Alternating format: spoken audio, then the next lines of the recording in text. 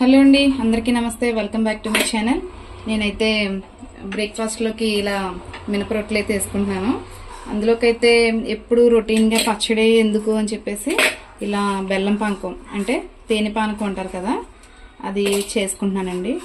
ఇది తినడం వల్ల కూడా మంచి యూజే ఉంటుంది, ఎందుకంటే బ్లడ్కి మంచిది కదా మనకి, బాడీకి.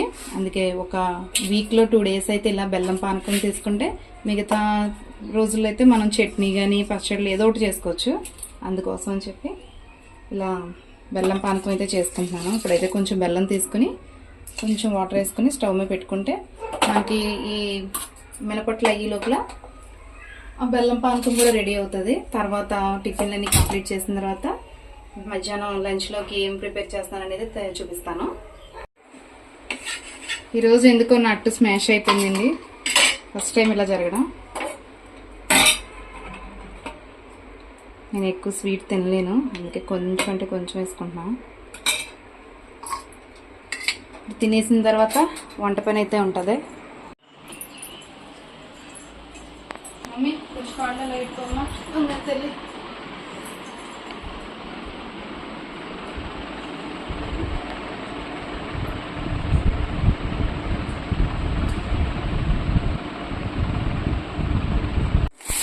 టిఫిన్ అయితే కంప్లీట్ అయిపోయిందండి. కర్రీ కోసం అని చెప్పి మటన్ అయితే తెచ్చుకున్నాం. ఇప్పుడు ఇది నాకు మా అబ్బాయికి మాత్రమే, మా అమ్మాయి అయితే ఈ మటన్ తిందో. తన కోసం వేరే కర్రీ ప్రిపేర్ చేస్తున్నాను, అదేంటో మీకు చూపిస్తాను రండి.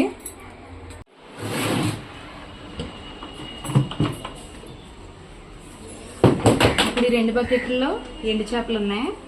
ఇప్పుడు ఇవి వండాలో లేకపోతే ఎండ్రాయిలు ఉన్నాయి, అవి వండాలో అనేది ఆలోచించాలి. ఏం వండమంటావు? రొయ్యలా, ఎన్నెత్తలుద్దా? ఇవి సముద్రం రొయ్యలండి. ఇవి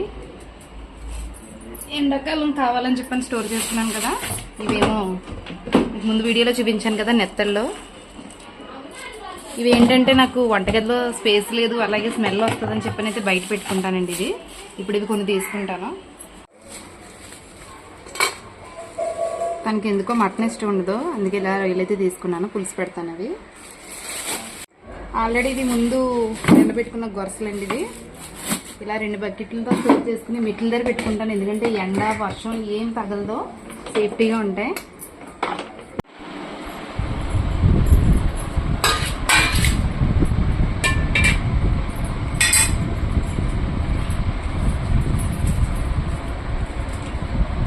ఉల్లిపాయలు చవకగా ఉన్నాయని చెప్పి కొనేసుకుని ఇలా ఒక గోనె అయితే వేసి ఇలా స్టోర్ చేసుకున్నానండి. ఉల్లిపాయలు మళ్ళీ వర్షాలు పడితే రేట్లు ఎక్కువైపోతాయి కదా, అందుకే సులువుగా ఉంటుందని చెప్పి ఇక్కడే కట్ చేసుకుంటున్నాను.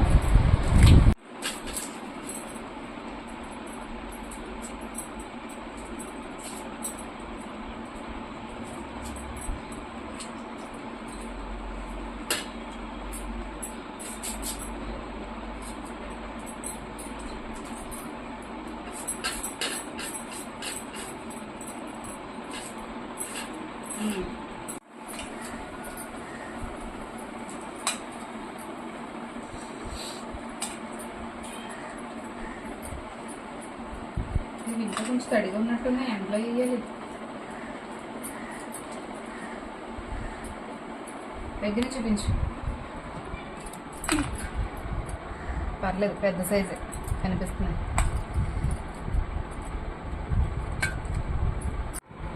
ఈ రొయ్యల్లో అయితే ఒక పీత ఉంది చూడండి, ఎండిపోయింది, చిన్న పీత.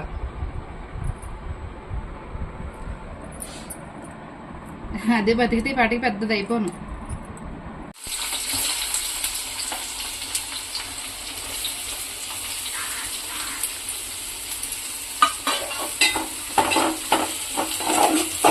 ఇది ఎండ్రాయిల్ కూరకండి, ఇది వచ్చి మటన్కి. నేనైతే వచ్చిన రొయ్యలన్నిటిని ఇలాగా గిన్నెలో వేస్తున్నాను. కొద్దిసేపు నానితే ఇవి దీంట్లో ఉన్న ఇదంతా చెత్త అంతా బయటకు వచ్చేద్ది అని చెప్పి. చూసారా ఎంత వేస్టేజ్ వచ్చిందో, కిందన వాటర్లో తేలుతుంది. ఇలా ఒక 2-3 సార్లు కడుక్కుని వీటిని కూరలో వేసుకున్నాం. ఆల్రెడీ ఆనియన్స్ ఫ్రై అయిపోతున్నాయి.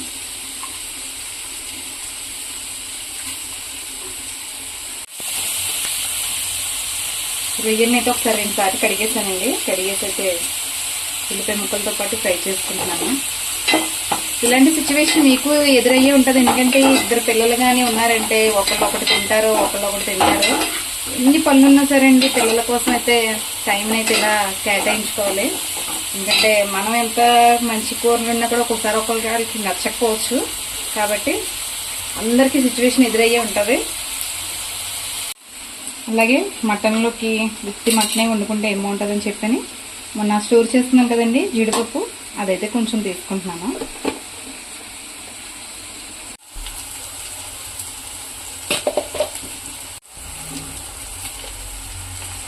ఇప్పుడు ఇందులో కొంచెం చింతపండు వేసుకుని పులుసు చేసుకుంటే కూర అయిపోయినట్టేనండి. 2 రోజుల కూర అంటే చాలా సింపుల్ ప్రాసెస్.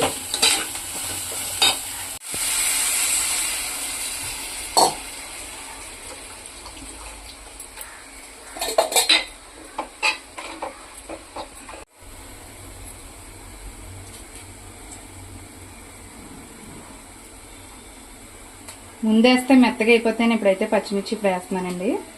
పులుసులో బాగా మగ్గుతాయి. ముందుగా ఆనియన్స్తో ఫ్రై చేసేసుకుంటే బాగా మెత్తగా అయిపోయి అసలు బాగోట్లేదు.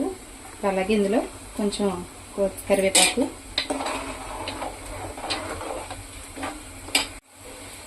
ఇప్పుడు దీని పని అయితే అయిపోయింది కదండి. ఇది ఇలా స్లోగా కుక్ అవుతుంది.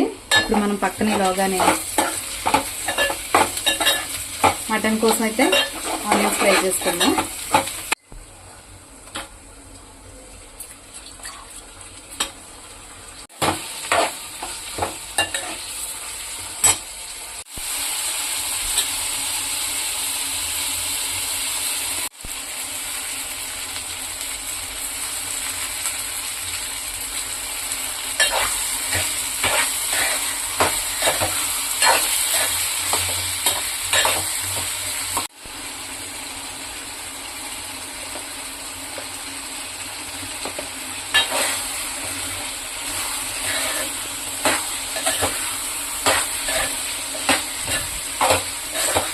ఇప్పుడు కారం అయితే వేసుకున్నాం కదండి. ఇప్పుడు మనం ముందుగా ఒలిచిపెట్టుకున్న జీడిపప్పు కూడా వేసేసుకుందాం. ఎందుకంటే ఫస్ట్ వేసామనుకోండి పచ్చిది కదా, చాలా స్పీడ్గా కుక్ అయిపోద్ది. అందుకే కారం అది వేసిన తర్వాత వేసుకుంటే మనకి బాగుంటుంది. ఇప్పుడు కారం కూడా వేసుకుందాం, జీడిపప్పు కూడా వేసుకుందాం.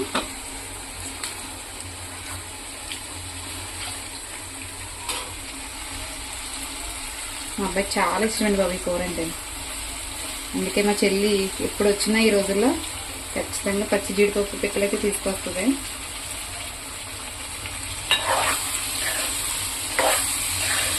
స్లోగా కలుపుకుందాం, ఎందుకంటే జీడిపప్పులు అన్నీ కూడా ముక్కలైపోతాయి స్లోగా కలుపుకోకపోతే. ఇప్పుడు ఇందులో కొంచెం వాటర్ వేసుకుని మనం స్లోగా కుక్ అవనిద్దాం.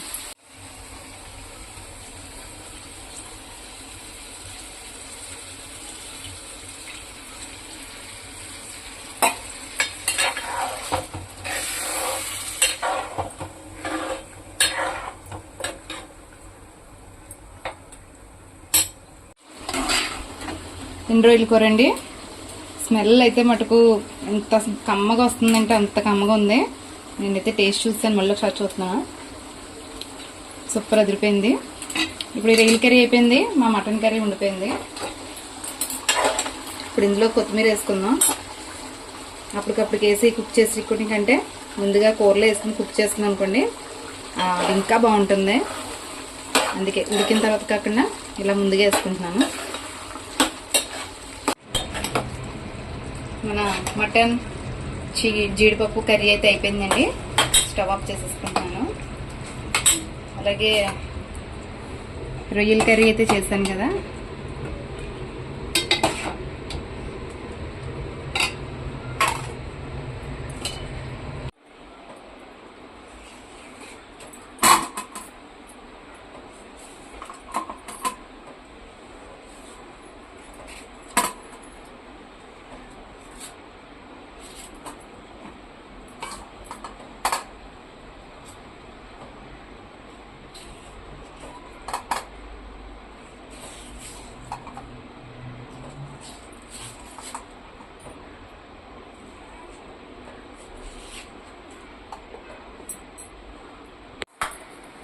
చూసారు కదండి. వాళ్ళైతే 2 స్పెషల్ కర్రీస్ తోటి అయితే